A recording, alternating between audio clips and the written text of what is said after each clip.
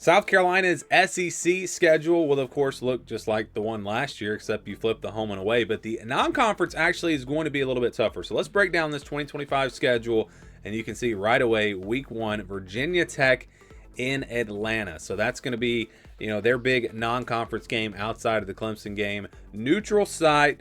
It's probably going to be a little bit more of a home field advantage for South Carolina, but still, that's a fairly neutral site game there.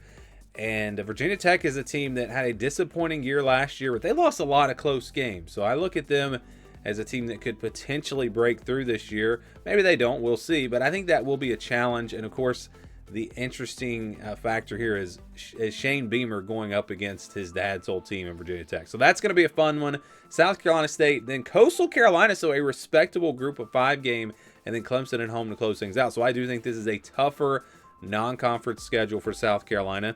So now let's look at the SEC schedule. Let's look at the home and away.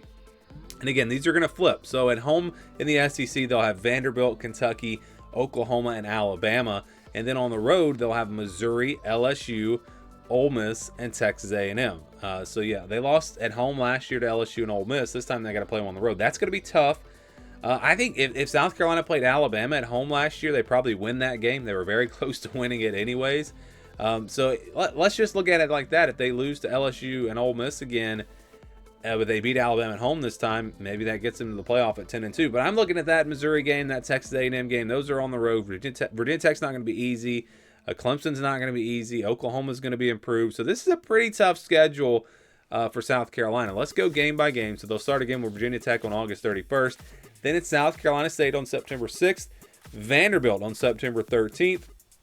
Normally a pushover, a cupcake type game, but no, Vandy's different now. They were different last year. I expect them with Diego Pavia back to be a solid team again this year. So that won't be an easy one. Then you've got Missouri on the road September 20th, and then Kentucky at home September 27th. So those are the first 5 games before their first bye week. And it's interesting when you look at these games, Virginia Tech, Vandy, Missouri, Kentucky. South Carolina probably going to be favored in all those games. They have a real shot to win all those games and start 5-0. But those games are tough enough that they could slip up. They could lose, I would say, to any of those opponents. Virginia Tech, Vanderbilt, Missouri, Kentucky. They could lose one of those games. So that's going to be the story. If South Carolina is going to be like a playoff contender, they have to start 5-0. I think just they have to, because you look at the rest of the schedule, it's going to get much tougher. So those games will, I think, set the tone for the season. Then they get their first bye week, and then it's a pretty tough stretch. They've got LSU on the road October 11th. Again, good news is they do get a bye week before this game, but still, that's going to be a tough one. Then they're home for Oklahoma on October 18th, then back home for Alabama on October 25th. That'll be tough, obviously. And then Ole Miss on November 1st on the road. So you've got 2 road games in there. You start and finish with road games. Then you have Oklahoma and Alabama in the middle at home.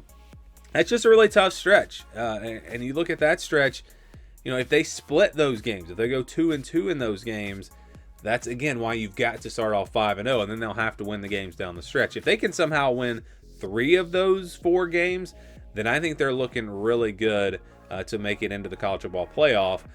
But that final stretch is not going to be easy. You've got Texas A&M after a bye week on the road. So I do like that their bye week, both of their bye weeks come before tough road games, LSU and Texas A&M. Actually, those are probably going to be the 2 toughest places that they have to play all year. So that really, I think, bodes well for South Carolina. They have the bye week's at a perfect spot. Also, that second one is after a road game at Ole Miss. So that means if you look at their conference road games, 3 out of 4 road games come either right before or right after a bye. So that really, really works out well for South Carolina. They definitely had their bye weeks, I would say, at the perfect times. And then you got Coastal Carolina November 22nd. Again, a respectable group of 5 team. That one, I think, will not be easy for South Carolina. And you can't be – it's a trap game. I mean, look, it's right after Texas A&M. It's right before Clemson. It's in-state. It's not a rivalry, but it's, that Coastal Carolina team is going to come out with a chip on their shoulder, and they're going to look to shock the world and pull off a big upset. So I would not sleep on that game, but South Carolina should be the better team. And then you got Clemson, rivalry game November 29th. Of course, they're going to be very good this year.